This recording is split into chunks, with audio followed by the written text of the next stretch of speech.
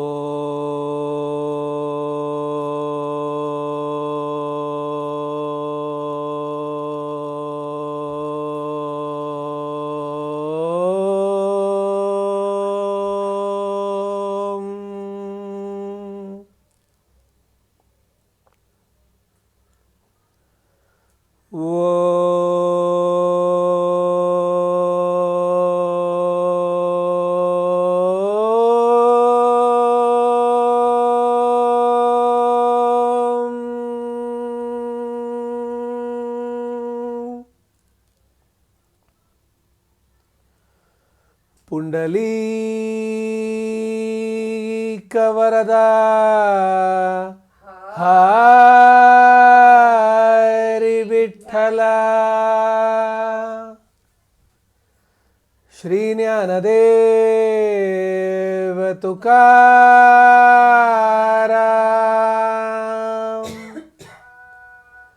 पंढरीनाथ महाराज की जय। संत ज्ञानेश्वर महाराज की जय। जगद्गुरु संत तुकाराम महाराज की जय। पूज्य श्री श्री अम्मा की जय। महान ब्रह्मश्री श्री गोपाल वल्लीदासर की जय। गोविंद नाम संकीर्तनम गोविंदा गोविंदा। जय जानकी कांत स्मरणम जय जय राम राम। गोपिका जीवन स्मरणम गोविंदा गोविंदा। जय सद्गुरु महाराज की जय। समस्त भागवदल को जय। हे गुरु विष्णु भजे हे गुरु ब्रह्मं भजे हे गुरु कमल नयनं भजे हे गुरु कर कोमलं भजे हे गुरुपाद पंकजं भजे हे गुरु विद्यारूपं भजे हे गुरु ज्ञान वैराग्यं भजे हे गुरु मोक्ष साधनं भजे हे गुरु वेदारूपं भजे हे गुरु वेदात्म स्मरणं भजे हे गुरु सकल सौभाग्यं भजे। राधे कृष्ण। पहले हमने सुनी श्री राम की कहानी नेपाल में प्रयागदसर। उसके बाद हम पहुंचे महाराष्ट्र कान्होपात्रा विट्ठल की कहानी। उसके बाद हम आए वृंदावन में कृष्ण के पास हरिदास स्वामी जी। और अब हम जा रहे हैं आंध्रा। भारत एकमात्र ऐसा देश है जहां पर कोने कोने में हर जगह पर लाखों करोड़ों भक्त मौजूद हैं। ऐसा एक भी स्थल नहीं है जहां पे कोई भक्त ना हो और उस भक्त का चरित्र ना हो। आंध्रा में जो आज तेलंगाना है, तो वहां पर प्राचीन काल में कई युगों पहले भद्र नाम का एक ऋषि था, एक महर्षि थे, जिन्होंने राम की तपस्या की थी और बहुत भक्ति की थी। प्रसन्न होकर श्री राम ने उन्हें दर्शन दिया था और उसके बाद में उन्हें मोक्ष की प्राप्ति हुई थी। और जिस स्थल पर उन्होंने बैठकर तप किया था, वहां पर कई सारे पहाड़ है, हिल्स है, तो उन पहाड़ों का नाम हुआ भद्रगिरी, गिरी यानी माउंटेन, और उस जगह का नाम हुआ भद्राचलम। भद्राचलम में उसके कई सारे युग बीत गए और फिर जब कलयुग आया, तो कलयुग में एक भक्त स्त्री थी जिन्होंने वहां पर श्री राम की बहुत भक्ति की थी। श्री राम ने उन्हें सपने में आकर दर्शन दिया और सपने में दर्शन देकर, चैतन्य, उन्हें दर्शन दिया और दर्शन देने के बाद उनसे कहा कि यहां पर मेरे सीता माता के और लक्ष्मण के विग्रह हैं, मूर्तियां हैं जो जमीन के अंदर है। उन्हें वो स्थल भी दिखाया। जब वहां पर उस स्थल पर वो खोदा गया तो वहां पर उन्हें वो तीनों मूर्तियां मिली। तो उस देवी ने वहां पर श्री राम लक्ष्मण सीता माता के लिए एक छोटा सा मंदिर बनाया और उस मंदिर में उनकी पूजा अर्चना वगैरह शुरू हुई। कई वर्ष बीत गए और वहां पर लिंगन्ना मंत्री और कदम्बा नाम के एक गृहस्थ, एक दंपति वहां पर भद्राचलम में रहते थे। गोदावरी के किनारे पे है भद्राचलम। इन दोनों को एक पुत्र की प्राप्ति हुई जिनका नाम उन्होंने रखा गोपन्ना। लिंगन्ना मंत्री वहां के जो तब उस जमाने में कुतुबशाही का रूल चल रहा था, तो उस कुतुबशाही राजा के पास गोपन्ना के पिता तहसीलदार हुआ करते थे। वो वहां पर मंत्री भी थे, इसीलिए उनका सरनेम भी लिंगन्ना मंत्री था। इतना पैसा था कि उनकी 10 पीढ़ियां आराम से घर बैठे खा सकते, आराम से, इतना पैसा था उनके पास। तो गोपन्ना जैसे जैसे बड़े होते गए वैसे वैसे उन्हें कभी भी कुछ काम करने की आवश्यकता नहीं पड़ी। बचपन से ही गोपन्ना बहुत बड़े राम के भक्त थे। सारा दिन राम नाम का जाप करते हुए वो अपना जीवन व्यतीत करते थे।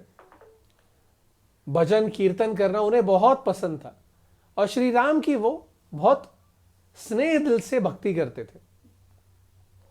कई वर्ष बीत गए और गोपन्ना के माता पिता की उनका स्वास्थ्य थोड़ा बिगड़ने लगा। तो उन्होंने सुंदरी बाई नाम की एक स्त्री के साथ में गोपन्ना का शादी करवा दिया।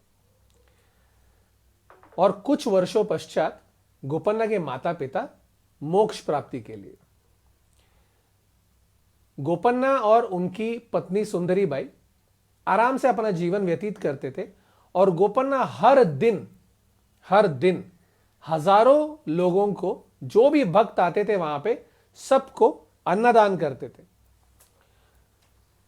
और कभी ऐसा नहीं करते थे अन्नदान कि वो थोड़ा पैसे बचाकर करना, नहीं, जो भी आते थे उन्हें पेट भर भोजन कराते थे, तीनों समय, सवेरे, दोपहर, रात्र। जब रामनवमी आती थी तो उसे बहुत धूमधाम से मनाते थे। सारे भद्राचलम को बुलाते थे और सारे भद्राचलम को खाना खिलाते थे, कोई कमी नहीं रखते थे। इतने धूमधाम से रामनवमी मनाते थे। ऐसे कई वर्ष बीतते चले गए और इतना सारा अन्नदान करते करते उनके पास जो जमा पूंजी थी, जो उनके पिता ने 10 पीढ़ियों तक खाने के लिए जो जमा करके रखी थी, वो धीरे धीरे समाप्त होने लगी। और एक क्षण ऐसा आया जब उनके पास कुछ पैसा बचा ही नहीं और उसके कुछ दिनों में आने वाली थी रामनवमी। गोपन्ना को पता नहीं चला क्या करे, तो वो गए अपने मामा के पास, अपने माता के भाई के पास। उनका नाम था अक्कन्ना।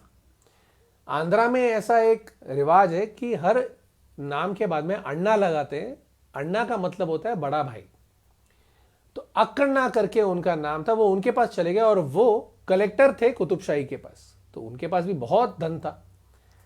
गोपन्ना ने उनसे कहा कि इस साल रामनवमी मुझे मनाना है, तो अक्कन्ना ने कहा कि बहुत अच्छी बात है, रामनवमी धूमधाम से मनानी चाहिए। तो गोपन्ना ने कहा कि उसके लिए मुझे थोड़ी धन की आवश्यकता है। अक्कन्ना को बड़ा आश्चर्य हुआ।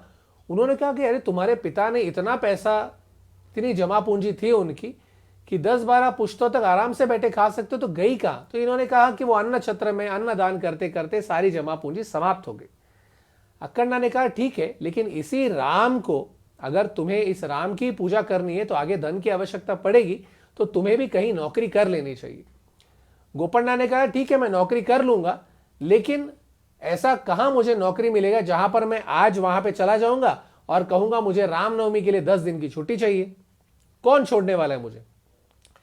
अक्कन्ना ने कहा कि ठीक है, मैं तुम्हें धन दे देता हूं, तुम जाओ और रामनवमी एक बार समाप्त हो गई उसके बाद में आओ, मैं तुम्हें कुतुबशाही के पास लेके जाकर वहां पर तुम्हें नौकरी दिलाऊंगा। उन्होंने पूछा गोपन्ना से कि तुम्हें कितने धन की आवश्यकता है? उन्होंने कहा मुझे 1000 स्वर्ण मुद्राओं की आवश्यकता है। गोपन्ना ने सोचा था कि इनसे जितना मिलता उतना ले लेंगे, बाकी का कहीं और से लेकर रामनवमी मनाएंगे। तो 1000 स्वर्ण मुद्रा इन्होंने ही दे दिया कि इनके पास बहुत धन था।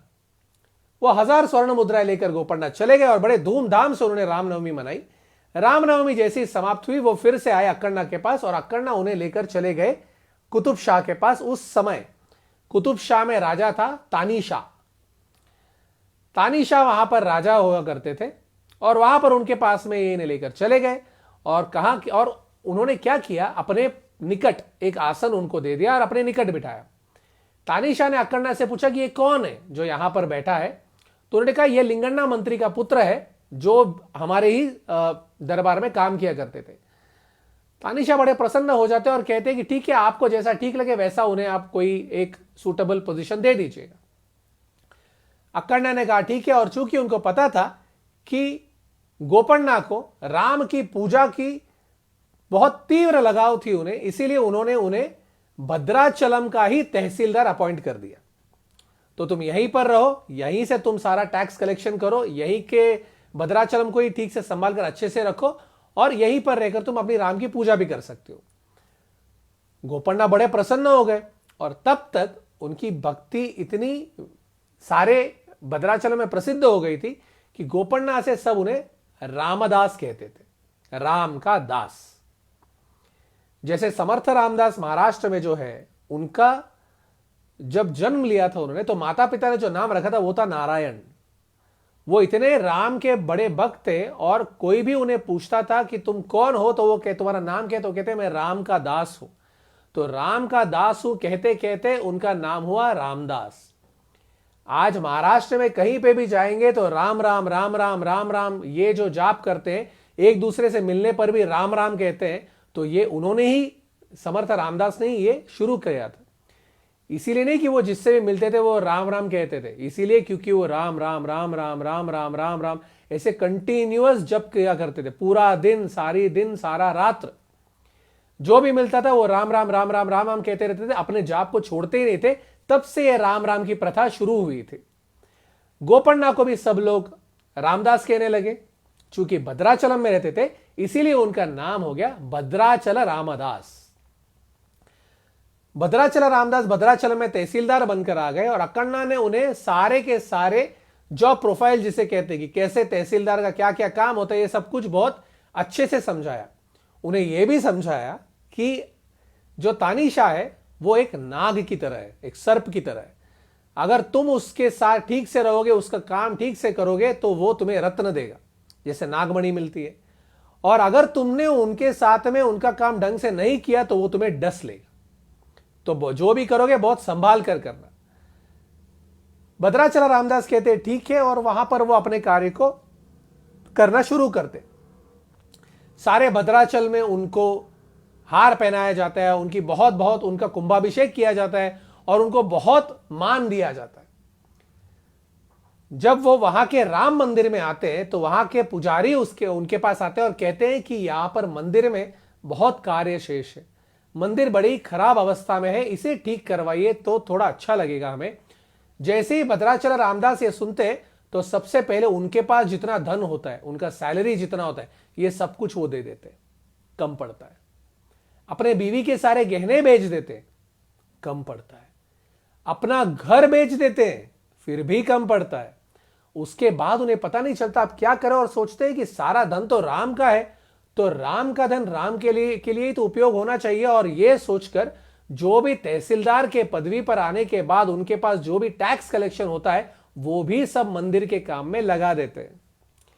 बहुत ही खूबसूरत मंदिर बनाते हैं, वहां पर इतने अच्छे अच्छे पिलर्स बनाते हैं, उस पर इतने अच्छे अच्छे डिजाइन बनाते हैं। राम लक्ष्मण सीता को इतने सारे गहने लेके देते हैं और उनका अलंकार इतने खूबसूरती से करते हैं, और वो देख देख कर भद्राचल रामदास आंखों में आंसू लाते हुए प्रभु का जाप करते हुए प्रभु की भक्ति करते रहते। उसके बाद में आती है रामनवमी, और उस साल रामनवमी बहुत धूमधाम से मनाया जाता है। सारा धन लगा देते हैं भद्राचल रामदास। और उस समय होता यह है कि जो खाना खाने की पंगत बैठती है, वो 3 अलग अलग पंगत बैठती है। ब्राह्मणों का अलग, भक्तों का अलग, और जो उस गांव में रहते उनका अलग। ये इसीलिए नहीं था क्योंकि उस जमाने में कोई भेदभाव हुआ करता था। हिंदू धर्म में कभी न भेदभाव हुआ था, न हुआ है, न होगा। सबको एक समान मानते हैं, सबको। यहां न कन्वर्जन है, न कंपल्शन है। यह इसीलिए किया जाता है क्योंकि जब भी ब्राह्मण वहां पर अन्न का भोजन करने की शुरुआत करते, उसके पहले वो मंत्रों का पठन करते। अगर दूसरे लोग भी वहां पर बैठे और उन्हें मंत्रों का पठन करने नहीं आया तो उनको बुरा लगेगा, ब्राह्मणों को नहीं। इसीलिए उनको साथ नहीं बिठाते थे, उनको अलग से बिठाते थे, ब्राह्मणों को अलग से बिठाते थे। उसके बाद आते हैं भक्त।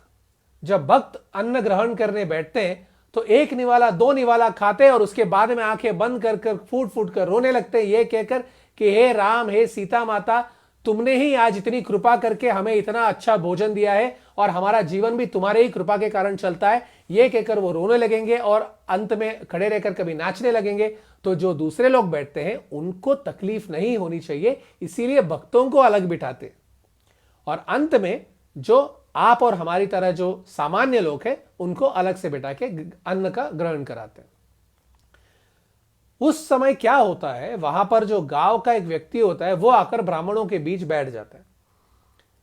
सारे ब्राह्मणों को थोड़ा सा ऐसा लगता है, अरे अब इनको हमारे वजह से कोई तकलीफ नहीं होनी चाहिए।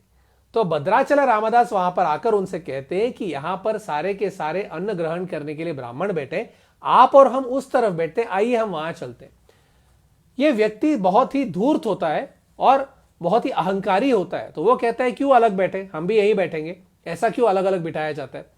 तो भद्राचल रामदास उनको समझाते हैं कि इसका कारण ये है, इसीलिए हम वहां पर बैठे, ना कि कोई भेदभाव है, वहां चलिए। ऐसा कहकर बड़े प्रेम से उनका हाथ पकड़कर वो अपने साथ ले जाते और उनके साथ बैठकर अन्न ग्रहण करते। फिर भी इसे बहुत गुस्सा आ जाता है और वो तानीशाह को एक अननेम लेटर लिखता है, यानी एक चिट्ठी लिखता है जिसपे वो अपना नाम नहीं लिखता।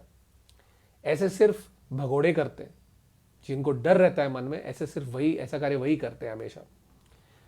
तानीशाह को यह चिट्ठी लिखता है वो कि आपके तहसीलदार जो रामदास है, वो आपको जो धन आना चाहिए वो सारा धन वो यहीं पर लोगों के ऊपर और मंदिर के ऊपर सारा स्पेंड कर रहे हैं, और इसीलिए आप जरा यहां आकर देखिए। तानीशाह को जब ये पता चलता है तो उसे बड़ा क्रोध आता है, क्योंकि उसका पैसा है, और वो अक्कन्ना की तरफ देखता है और अक्कन्ना को वो चिट्ठी देता है। अक्कन्ना वो चिट्ठी पढ़ते हैं और घबरा जाते हैं, और उस समय वो भद्राचल रामदास को सपोर्ट नहीं करते, ये सोचकर कि आज मैंने अगर उनको सपोर्ट कर दिया तो कहीं मुझ पर कोई आपत्ति ना आ जाए। जब अक्कन्ना को शांत देखते तानीशाह तो वो बड़े क्रोधित हो जाते हैं और वो सीधे के सीधे अपने सिपाहियों को भेजकर भद्राचल रामदास को वहां से अरेस्ट कर लाने के लिए कह देते। रामनवमी समाप्त होती है 10वें दिन, और उसी समय पर सारे के सारे सिपाही वहां पर आ जाते हैं। भद्राचल रामदास मंदिर से बाहर आते हैं और यहां पर सामने सारे के सारे सिपाही खड़े रहते हैं और कहते हैं कि चलिए आपको हमारे साथ आना है। भद्राचल रामदास उनको देखकर मुस्कुराते हैं, फिर से मंदिर के अंदर जाते हैं और वो सिपाहियों से कहते हैं कि आता हूं मैं आपके साथ, उससे पहले जरा मैं अपने श्री राम से थोड़ी सी वार्तालाप करके आता हूं। सिपाही कहते हैं ठीक है। भद्राचल रामदास अंदर जाते, मूर्ति के सामने खड़े होते और कहते कि हे रामा, ये भी तेरी ही लीला है, मैं राजा के पास मुझे बुलाया तो मैं जाकर आता हूं। और भद्राचल रामदास को पता होता है कि ये दिन आने वाला है, क्योंकि उसे पता होता है कि तानिशा के मन में हमेशा ये उसका धन है, यही इच्छा होगी, जबकि भद्राचल रामदास के मन में था कि ये तो राम का ही धन है और मैं राम पर ही तो न्यौछावर कर रहा हूं। उन्हें पता था कि यह दिन अवश्य आने वाला है और वो दिन आ जाता है। श्री राम से वो ये कहते हैं कि जब जब तुम्हें भोग चढ़ाया जाएगा तब तब तुम अच्छे से पेट भरकर खाना, किसी चीज की चिंता मत करना और मेरी चिंता मत करना, तुम अपनी चिंता करना और संभाल के रहना, सीता माता को संभालना। यह कहकर भद्राचल रामदास वहां से बाहर आते। वहां पर बाहर उनकी पत्नी और उनका पुत्र खड़ा रहता। वो अपने पुत्र से कहते हैं कि बेटा राम का जाप करना और राम का ध्यान करना। और उनके पुत्र का नाम रहता है राघव। यह सब जब होता है उसके कुछ दिन और राघव होता है श्री राम का प्रसाद। कैसे? यह सब कुछ जब होता है उसके कुछ सालों पहले, जब राघव कुछ 8 या 10 महीने का होता है, उस समय इनके घर पे रामनवमी के दिन एक बहुत बड़ा कीर्तन होता है, भजन होता है। सारे के सारे भक्त आए होते हैं और सब लोग बहुत धूमधाम से भजन कीर्तन करते हुए नाचते रहते। और उस समय सुंदरी बाई, जो भद्राचल रामदास की पत्नी होती है, वो अंदर के कक्ष में जाकर अपने बच्चे को सुलाती है।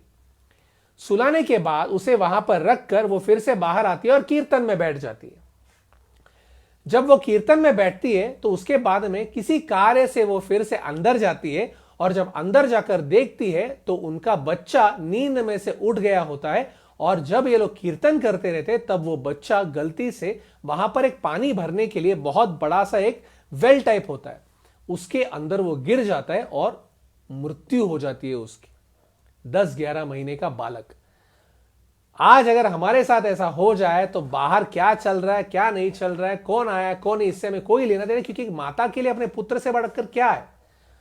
लेकिन सुंदरी बाई ने यह सोचा कि वहां पर अब भजन कीर्तन समाप्त हो गया है और सब लोग अन्न ग्रहण करने के लिए बैठने वाले हैं। अगर अब जाकर मैंने उन्हें यह बताया तो उन भक्तों को ठीक से अन्न ग्रहण नहीं कर पाएंगे। इसीलिए उन्होंने अपने बालक को एक केले के पत्ते में बांध दिया और वहां पर छोड़कर फिर से आ गए। सारे के सारे भक्तों ने आराम से अन्न ग्रहण किया। और उसके बाद में जब रामदास जी ने अपने पत्नी से पूछा कि राघव कहां है, राघव को तो बड़ा मजा आएगा कीर्तन सुनने में, वो तो बहुत नाचेगा, वो कहां है, वो उठ गया क्या, कि वो सो रहा है? तो सुंदरी बाई कहती है वो निरंतर सो गया, सदा के लिए सो गया। एक माता अपने पुत्र के लिए जब वो ये कहती है, उनके मन पर क्या बीती होगी। बड़े शांत स्वभाव से उन्होंने कह दिया कि वो निरंतर सो गया, वो राम को पा गया। बड़े शांत रहती है सुंदरी बाई, बड़े धीरज के साथ कहती है। लेकिन उस समय यह सुनकर भद्राचल रामदास जी बहुत रोते हैं। वो कहते हैं कि तुम्हारा जन्म हुआ था श्री राम के भक्ति के लिए, बट तुम तो अभी मृत हो गए, अब श्री राम की भक्ति कैसे कर पाओगे। बाकी सारे के सारे भक्त आते हैं और कहते हैं कि रामनवमी के दिन जब इतना कीर्तन हो रहा है तो ऐसे कैसे हो सकता है, ये अपशकुन है। प्रभु की जब बात आती है तो कोई शगुन अपशकुन नहीं होता है, सब कुछ शुभ शकुन ही होता है। सारे लोग ऐसे बातें करते रहते हैं। उतने में वहां पर एक योगी आते, बड़े ही गंभीर, 6-7 फुट बहुत टॉल होते हैं। और वो आते और वो कहते हैं कि क्या हो गया। तो वो रामदास जी कहते हैं कि यहां पर मेरा पुत्र सो रहा था और वो अब राम को पा गया, वो निरंतर सो गया, मृत हो गया है, वो मोक्ष की प्राप्ति हो गई है। तो वो योगी कहते हैं अरे ये तो संभव नहीं है, वो तो सो रहा है। सब लोगों को बड़ा आश्चर्य होता है। बोलते नहीं वो सो नहीं रहा है, वो उसकी मृत्यु हो गई। बोलते नहीं नहीं वो तो सो रहा है। बोले दिखाओ मुझे कहां पे है। तो वो लेके आते हैं और बच्चे के पास लाते हैं। वो बच्चे के सिर पर वो योगी हाथ घुमाते हैं और कहते हैं कि राघव चलो उठो, उठने का समय हो गया है, उठो और कीर्तन में भाग लो। जैसे ही वो ये कहते बच्चे के सर पर हाथ घुमाते, राघव उठ जाता है और उठकर श्री राम नाम का जाप करने लगता है। और सारे लोग वहां पर आश्चर्यचकित हो जाते हैं। सभी लोग उस बच्चे की ओर देखते रहते हैं। और उतने में रामदास जी उस योगी को ढूंढते हैं, लेकिन वो योगी वहां पर नहीं रहता, वो गायब हो जाता है। वो और कोई नहीं, वो स्वयं श्री राम आते हैं वहां पर। प्रभु हमारे लिए आएंगे क्या? अवश्य आएंगे। भक्ति से अगर बुलाएंगे तो प्रभु अवश्य आएंगे। तो राघव श्री राम का प्रसाद होता है। भद्राचल रामदास जी जब चलने वाले होते हैं सिपाहियों के साथ, तो राघव से सिर्फ इतना ही कहते हैं, श्री राम की भक्ति करो, श्री राम के नाम का जाप करो। और वो अपने पत्नी से कहते कि श्री राम का ख्याल रखना। और उनकी पत्नी के मुख पर सिर्फ एक प्रसन्नता होती है, ये नहीं कि चिंता हो, भय हो, नहीं, उन्हें श्री राम पर पूर्ण विश्वास होता है। भद्राचल रामदास जी सिपाहियों के साथ जाते हैं और जैसे ही कुतुबशाही में पहुंचते हैं तो तानीशाह उन्हें जेल में डालते हैं। आज भी वो जेल है गोलकोंडा में, हैदराबाद में गोलकोंडा में आज भी वो जेल है, और वहां पर आज भी वो स्थल है जहां पर भद्राचल रामदास जी को रखा गया था। कभी अपॉर्चुनिटी मिले तो अवश्य जाकर देखिएगा। वो जेल ऐसा होता है कि वहां पर कोई डोर नहीं होता है, उन्हें ऊपर से उतारा जाता है, नीचे एक छोटा सा होल होता है, वहां से ऊपर से नीचे उतारा जाता है, और उतारने के बाद में वो होल बंद होता है, तो वहां पर सूरज की कोई भी रोशनी नहीं आती, ना वहां पर अंदर कोई दिया होता है, पूरा अंधेरा होता है। हर दिन भद्राचल रामदास जी को चावल, नमक और पानी ये दिन में एक बार दिया जाता है। इसके साथ साथ उन्हें 100 बार कोड़े मारे जाते हैं। 100 बार कोड़े मारने के बाद उनके पीठ पर नमक रगड़ दिया जाता है। यह उनकी हर दिन की शिक्षा थी। 1 दिन, 2 दिन, 1 माह, 2 माह, 1 साल, 2 साल नहीं, पूरे 12 साल, 12 सालों तक भद्राचल रामदास जी के साथ यही होता है, हर दिन, हर दिन, हर क्षण। अब एक दिन में उनको एक बार चावल, नमक और पानी दिया जाता है, यह भी वो अकेले नहीं खाते। अपने नाखून से वो दीवार पर श्री राम और सीता माता की तस्वीर बनाते हैं। नाखून को रगड़ रगड़ कर उनकी उंगलियों से रक्त निकलता है, और उस रक्त से वो सीता माता और श्री राम की मूर्ति बनाते हैं, और हूबहू वैसे ही बनाते हैं जैसे भद्राचलम में श्री राम के मंदिर में होती है। हर दिन वो उनको जो भी खाना मिलता है वो उनको अर्पण करते थे, और उसके बाद अन्न का ग्रहण करते थे। इन 12 सालों में उन्होंने इतने सुंदर सुंदर कीर्तन लिखे हैं जिनको सुनने के बाद हृदय मेल्ट हो जाएगा, पिघल जाएगा हमारा हृदय। इतने सुंदर सुंदर उन्होंने कीर्तन लिखे। उनके कीर्तन इतने मधुर है कि आने वाले काल में आंध्रा में ही त्यागराज करके जो राम के भक्त आए, वो उन्होंने अपने कीर्तन में लिखा है कि जो सूर्य भद्राचल रामदास के समान उगा था, उनके छाव में मुझे रख लेना। इतने बड़े भक्त थे रामदास जी। 12 साल बीतने के बाद एक समय ऐसा आता है जब वो बहुत थक जाते हैं, और उस दिन वो कीर्तन करते हैं सीता माता के लिए। तब तक कीर्तन करते थे श्री राम के लिए। उस दिन उनका हृदय इतना विचलित हो जाता है कि वो अपनी माता को याद करते, सीता माता का ध्यान करते, सीता माता के नाम का कीर्तन करते, और जैसे ही सीता माता के कान में वो कीर्तन आता है, सीता माता का दिल दहला जाता है, उनका हृदय टूट जाता है, और सीता माता रोने लगती है। रोते रोते वो श्री राम के पास आती है। अगले दिन सवेरे सीता माता सारे के सारे गहने पहनकर, सुंदर अलंकार करते हुए वहां पर श्री राम को अन्न परोसने आती है। श्री राम सीता माता को देखकर कहते कि अरे सीते, आज तो तुम बहुत सुंदर लग रही हो, ये सारे गहने तुम पर बड़े जच रहे हैं, लेकिन तुम्हारा चेहरा क्यों उतरा हुआ है, तुम्हारे आंखों में अश्रु क्यों? सीता माता कहती है कि ये गहने कैसे लग रहे हैं प्रभु? श्री राम कहते हैं अद्भुत। सीता माता कहती है ये गहने किसने दिए हैं प्रभु? तो कहते हैं रामदास ने। सीता माता कहती है कि रामदास ने दिए हुए गहने चाहिए आपको, लेकिन रामदास नहीं चाहिए। श्री राम कहते हैं क्या हुआ, तुम इतनी विचलित क्यों हो? तब सीता माता कहती है कि आपको दिखाई नहीं देता, 12 साल से आपका भक्त वहां पर हर दिन तड़प रहा है और आपको पुकार रहा है, लेकिन आप एक क्षण के लिए अब वहां गए नहीं। श्री राम मुस्कुराते और कहते हैं कि सच बताओ सीते, तो इन 12 सालों में उसने जितने कीर्तन लिखे हैं, अगर वो उस कारागृह में नहीं होता तो इतने सुंदर कीर्तन नहीं लिखता। जब हम सुखी रहते हैं तब हमारे मुख से इतने सुंदर सुंदर विचार नहीं आते। लेकिन जब हम दुख में होते हैं तो हमारे दिल से, अंतरात्मा से कीर्तन निकलते हैं, अंतरात्मा से प्रार्थना निकलती है और वही प्रार्थना प्रभु के चरणों तक पहुंच जाती है। श्री राम कहते हैं उसके अलावा ये उसका कर्म है, ये उसके कर्मों का फल है जो वो भोग रहा है। सीता माता कहती है मैं नहीं मान सकती, क्योंकि जिस व्यक्ति ने आपकी निरंतर आपके नाम का जाप किया है उसके कर्मों का फल तो कब का जल चुका है, आपको उसे बचाना ही होगा। श्री राम कहते हैं मैं तो नहीं बचा सकता सीते, लेकिन अगर तुम्हारी कृपा हुई तो अवश्य बचेगा। सीता माता कहती है कि मेरी कृपा दृष्टि उस पर परिपूर्ण स्वरूप से, वो मेरा बालक है, आपको उसे बचाना होगा। हंसते हुए श्री राम कहते हैं कि ठीक है सीते, अगर तुम्हारी यही इच्छा है तो यही सही, मैं जाता हूं। यह कहकर श्री राम लक्ष्मण को लेकर सीधा वहां पर निकल पड़ते गोलकोंडा। वहां पर पहुंचने के बाद में रात्रि का समय होता है। रात्रि के समय में तानीशाह का जो महल होता है वहां पर इतने सिक्योरिटी गार्ड होते हैं कि चींटी तक उसके कमरे तक जा ना पाए, लेकिन श्री राम और लक्ष्मण तानीशाह के अंतपुर में पहुंच जाते, जो उसका कमरा होता है वहां तक पहुंच जाते और दरवाजा खटखटाते।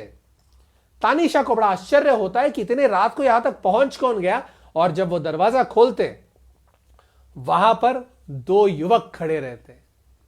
एक जो हरे रंग का होता है, जिसके घुंघराले बाल होते हैं, जो बहुत टॉल होता है, जिसके हाथ उसके घुटनों तक पहुंचते हैं, जिसके नेत्र इतने सुंदर होते हैं, लाल रंग के नेत्र होते हैं, कानों तक पहुंचते हैं, और जिसके नाक, जिसके गाल और जिसके होंठ इतने प्यारे होते हैं, उसके मुख पर एक मंद मुस्कान होती है, जिसकी गर्दन सांप की तरह होती है और जिसके शोल्डर्स एक बुल की तरह होती है।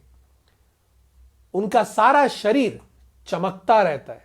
और दूसरा इतना गोरा गोरा और इतना प्यारा दिखने वाला, दोनों आए होते स्वयं राम और लक्ष्मण, कोटि सूर्य प्रकाश के समान, लेकिन ऐसा सूर्य का प्रकाश जो शरीर को शीतलता दे, गर्मी नहीं। श्री राम के नाखूनों को जब वो देखते हैं तो श्री राम के नाखून सारे चंद्रमा की तरह, पर्ल्स की तरह चमकते रहते हैं। वो पूछते हैं कि आप कौन हैं और यहां तक पहुंचे कैसे?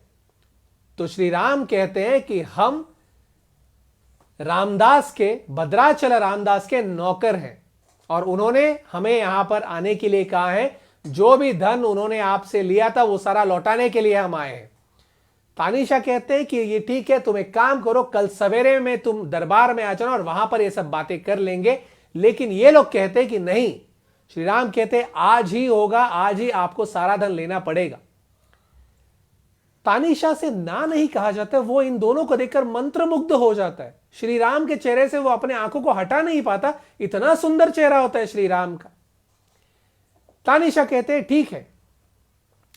श्री राम लक्ष्मण की ओर इशारा करते हैं। लक्ष्मण एक पोटली को खोलता है और वहां से उस पोटली को खोलकर उसमें से धन गिराता है और वो पूछता है तानीशाह को कितना धन था, तो वो कहते हैं 10,000 स्वर्ण मुद्राएं। और उसके अंदर से जब वो धन गिरता है तो 10,000 नहीं, लाखों स्वर्ण मुद्राएं गिरती है। और आज भी उसमें से कुछ स्वर्ण मुद्राएं आज भी उस मंदिर में है, भद्राचल रामदास के मंदिर में है। एक एंड पर श्री राम के पट्टाभिषेक का, यानी जब उनका कोरोनेशन सेरेमनी था, श्री राम के पट्टाभिषेक का चित्र है और दूसरे छोर पर, दूसरे एंड पर उस कॉइन के श्री हनुमान जी हैं। वो मुद्राओं को जब ये देखते हैं तानीशाह अचंभित रह जाते हैं और उसके बाद में भी वो श्री राम के चेहरे से अपनी आंखें हटा नहीं पाते। वो कहते हैं तुम कल सवेरे आ जाना और आकर इसकी रसीद ले जाना। कहते हैं नहीं, रसीद अभी दोगे।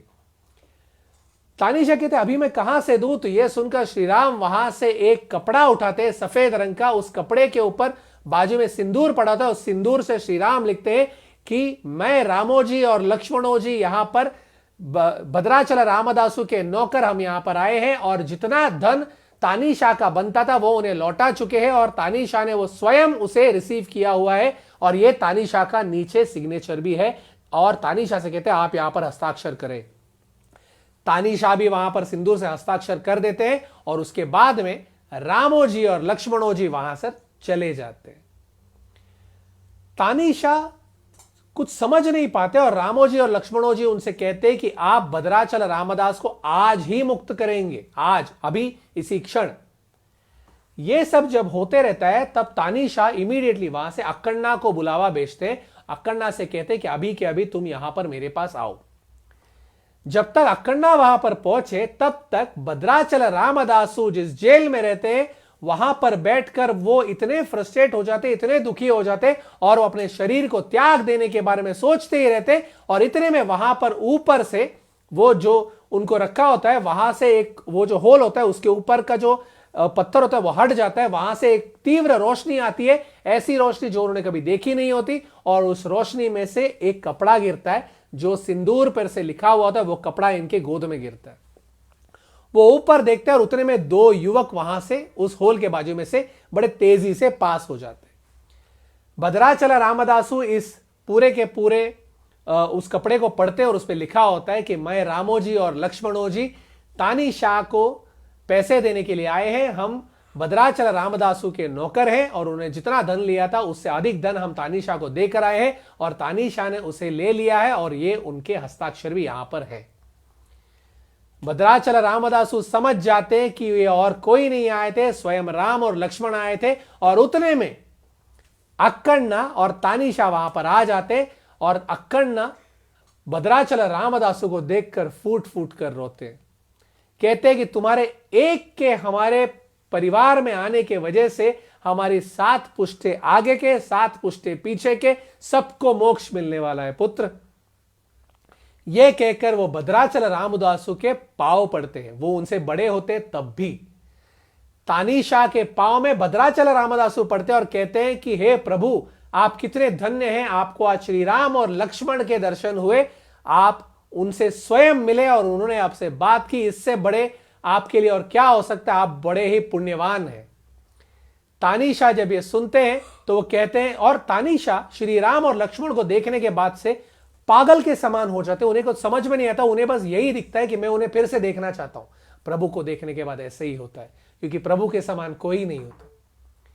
भद्राचल रामदासु कहते ठीक है, आप उन्हें देखना चाहते, आइए मैं आपको उनके दर्शन करवाता हूं। कहकर भद्राचल रामदासु अक्कन्ना और तानीशाह को लेकर सीधा पहुंचते भद्राचलम में और वहां पर श्री राम के मंदिर में ले जाते और तानीशाह को श्री राम की मूर्ति के सामने खड़े रखते। तानीशाह उस मूर्ति को देखकर गदगद हो जाते और वो कहते हां, मैंने इन्हीं को देखा था। उसके बाद वो भद्राचल रामदास जी के चरण को स्पर्श करते और कहते हैं कि आप आज से यहां के तहसीलदार होंगे और आपका सिर्फ एक ही कार्य होगा, इस मंदिर को अच्छी तरह से चलाएं, इस मंदिर के लिए जो चाहिए उसे खर्च करें और जो भी चाहिए वो मुझसे मांगे, मैं आपको सब कुछ दूंगा, आप आज से सिर्फ अपनी भक्ति करें। भद्राचल रामदासु बड़े प्रसन्न हो जाते और कहते हैं ठीक है। और उसके बाद तानीशाह और अक्कन्ना वहां से चले जाते हैं और भद्राचल रामदासु वहां पर प्रभु की पूजा करते रहते हैं। सारा धन वहां पर आता है तानीशाह की तरफ से, गवर्नमेंट की तरफ से, और सारा मंदिर की दिनचर्या उसी धन से चलती रहती है। 68 ईयर्स तक भद्राचल रामदासु इस लोक में थे। उसके बाद उन्हें राम के चरणों की प्राप्ति हो गई। आज भी उस मंदिर में जब भी रामनवमी आती है तो उसके सेलिब्रेशन के लिए जो जो खर्च होता है वो आज भी हैदराबाद तेलंगाना गवर्नमेंट से ही आता है। आज भी भद्राचल रामदासु जी की आज भी वहां पर एक मूर्ति है और वो जो मंदिर है वहां पे श्री राम की बहुत ही सुंदर है, गोदावरी नदी के तीर पर है। जब भी आपको वक्त मिले अवश्य जाइएगा। इस तरीके से आज हम लोग ने राम भक्त भद्राचल रामदासर की कथा सुनी। जिस तरह से भद्राचल रामदासु को प्रभु ने दर्शन दिए, अगर हम लोग प्रभु का जाप करते हुए प्रभु की भक्ति करेंगे हमें भी दर्शन अवश्य है। जिस तरीके से इतना सारा कष्ट सहने के बाद भी भद्राचल रामदासु ने कभी भी अपनी भक्ति को नहीं छोड़ा, उसी तरह से जीवन में चाहे जो होना है हो जाए, प्रभु का जाप और भक्ति करना मत छोड़िए। प्रभु अवश्य अपने साथ है, प्रभु हमें कभी हारने नहीं देंगे। यह हमारा जन्म हुआ है खुश रहने के लिए, इसीलिए भक्ति कीजिए, प्रभु के नाम का जाप कीजिए और श्री राम के दर्शन हम सबको मिले, यही प्रार्थना के साथ राधे कृष्ण।